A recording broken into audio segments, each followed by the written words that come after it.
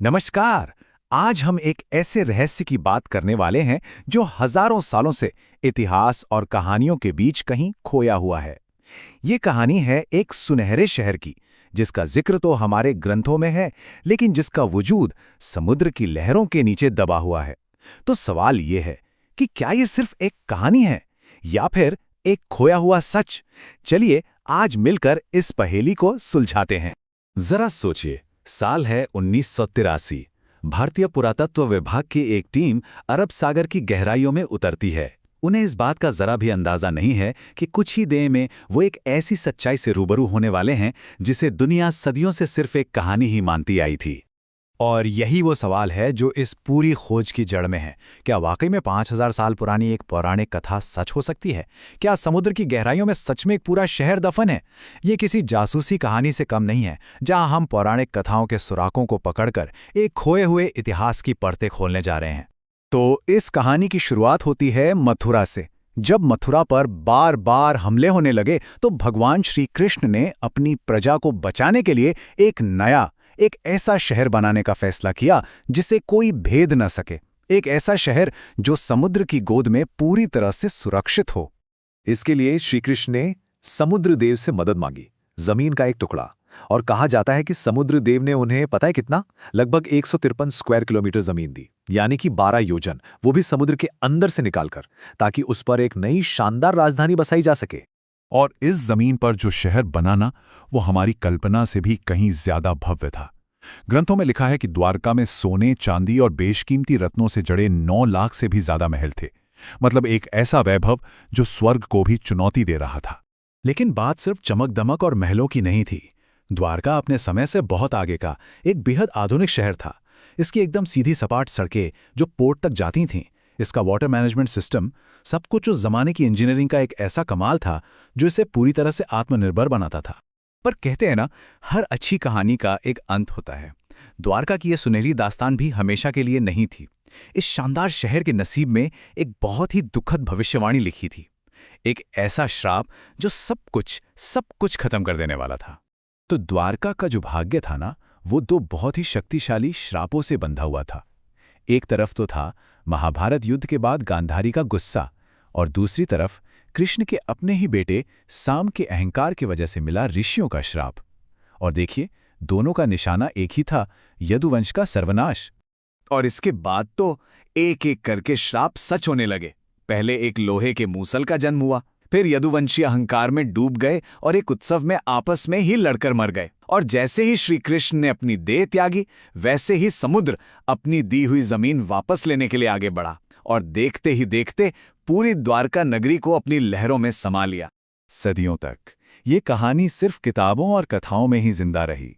लेकिन फिर 20वीं सदी में एक आर्कियोलॉजिस्ट ने ठान लिया कि वो इस कथा को सच साबित करके रहेंगे। एक ऐसा इंसान जो इस खोई हुई दुनिया को किसी भी कीमत पर ढूंढ निकालना चाहता था। देखिए, इस शहर को खोजने की कोशिशें 1930 के दशक में ही शुरू हो गई थी, जब कुछ मछुआरों ने पानी के नीचे अजीब सी बनावटें देखीं। 1963 में पहली बार खुदाई भी हुई। लेकिन असली गेम चेंजर मोमेंट आया 1979 में, जब डॉक्टर एसआर राव ने भारत की पहली मरीन आर्कियोलॉजी यूनिट बनाई, और 1983 में उन्हें पहली बड़ी कामयाबी मिली। डॉक्टर राव का मानना था, बल्कि उनका दृढ़ विश्वास था, कि हमारे पुराण और ग्रंथ सिर्फ धार्मिक कहानियां नहीं हैं, वो असल में हिस्टोरिकल डॉक्यूमेंट्स हैं, यानी ऐतिहासिक दस्तावेज। और यही वो सोच थी जिसने उन्हें एक ऐसी खोज पर निकलने की हिम्मत दी जिससे ज्यादातर लोग नामुमकिन मानते थे। लेकिन ये सफर आसान तो बिल्कुल नहीं था। डॉक्टर राव के पास रिसोर्सेस की बहुत ज्यादा कमी थी। यकीन करेंगे, दुनिया को हिला देने वाला ये पूरा का पूरा मिशन जानते हैं कितने में शुरू हुआ? सिर्फ 800 रुपए के छोटे से बजट से। सोचिए जरा, ये उनके जुनून और हिम्मत को दिखाता है। तो अब कहानी अपने सबसे रोमांचक मोड़ पर आती है।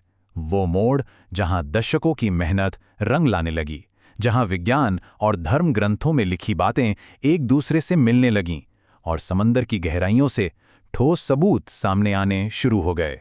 गोताखोरों को पानी के नीचे जो कुछ भी मिला, वो महाभारत में द्वारका के वर्णन से हूबहू मेल खा रहा था। मतलब, ग्रंथों में किलाबंद शहर का जिक्र है तो उन्हें मिली 560 मीटर लंबी पत्थर की दीवार। कथाओं में एक व्यस्त बंदरगाह का जिक्र है, और आर्कियोलॉजिस्ट को मिले उस जमाने के पत्थर के लंगर। ऐसा लग रहा था मानो हर खोज पौराणिक कथा पर सच्चाई की मोहर लगा रही हो।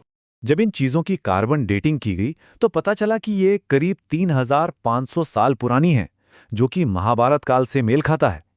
कुछ चीजें तो 5000 साल पुरानी भी निकली। लेकिन एक खोज ऐसी थी जिसने वैज्ञानिकों को भी हैरान कर दिया।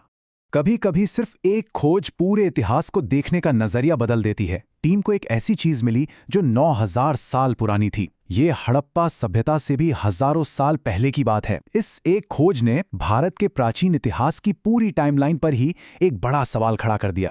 तो अब इन पौराणिक कथाओं और इन वैज्ञानिक सबूतों को जब हम एक साथ रखते हैं तो हम किस नतीजे पर पहुंचते हैं?